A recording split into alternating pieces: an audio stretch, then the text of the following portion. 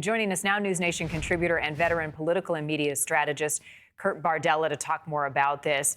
I think it's coming to a head, as I mentioned to Joe. This isn't a surprise. I think even his nomination gave us the indication that things were going to get a little sticky with him in this role. But trust becomes kind of central here in our nation's healthcare system, Kurt, and skepticism or confidence in our nation's healthcare system and the science becomes the real question. How do Americans navigate what's happening right now around that conversation in Washington? Yeah, I mean, few things I think hit as close to home as this particular conversation. Right now we're all in the midst of back to school, which requires getting your kids' medical records updated, dealing with vaccines. I think every parent can empathize with that. First week back means by week 2 or week 3, the whole household will be sick because someone's going to get sick at school and spread it to everybody. And so this is an issue that outside of what we see normally in Washington, that kind of is a lot of noise. A lot of Americans are tuning in for this kind of conversation, because it is a question about trust. It is a question about credibility. The federal government itself lost a lot of credibility with parents during COVID, telling parents you have to keep your kids at home, you have to do all the social distancing. And it turns out that not all that was truthful or accurate. And so there's already this erosion of trust. But now the person that was supposed to fix some of that is also taking action that is questionable, that is making people question and doubt whether they can trust Secretary Kennedy. And certainly for some of the senators sitting on this panel, particularly senators like Bill Cassidy, Tom Tillis, the Republican side, who felt like they had some assurances over how Kennedy would conduct himself. Seemingly he's gone back on those. Their trust in him is beginning to erode. So that's all coming to a head today. We have a soundbite from Secretary Kennedy recently defending himself. Kurt, let's listen to that. We've already shaken up the leadership and removed conflicts of interest.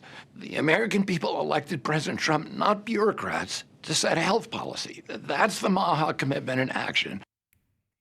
So then we had the firing of the director, Susan Minares. How do you expect him to defend his actions to this point? Yeah, the problem with that video for Bobby is you hired this person. This was your appointment. This is someone that you worked with before and put forward to lead the CDC, got confirmed, and then you fired her. So you're going to have to explain that. That wasn't some bureaucrat. That wasn't some Democrat Biden administration holdover. That was your choice. So some of that, messaging from Bobby doesn't really align with the facts and the timeline. And that's what will fall under scrutiny right now at this hearing. So the question becomes, and it was the same question I think I asked you yesterday about the crime crackdown. Is it more about politics than it is about public safety? That question applies here too. Is it more about politics or the science and the medicine?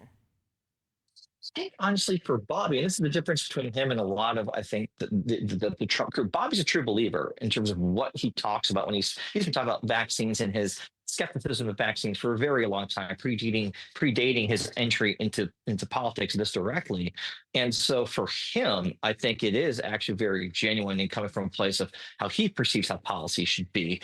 Now, the challenge here is actually the politics. On a lot of these issues, it's against him. Public sentiment isn't fully with him, as Joe Kay was here talking about some of the sentiment about vaccines. While there is some skepticism, many parents also adhere to we shouldn't have smallpox come back. We shouldn't have measles outbreaks. I think everyone generally is kind of on board with that, especially as we head into the back to school season. So this is where the politics of the moment sometimes are at odds with Bobby's own personal belief what the policy should really be. Right. And I have interviewed parents over the years who lost their young kids who were healthy but died from the flu. Rare, but it happens.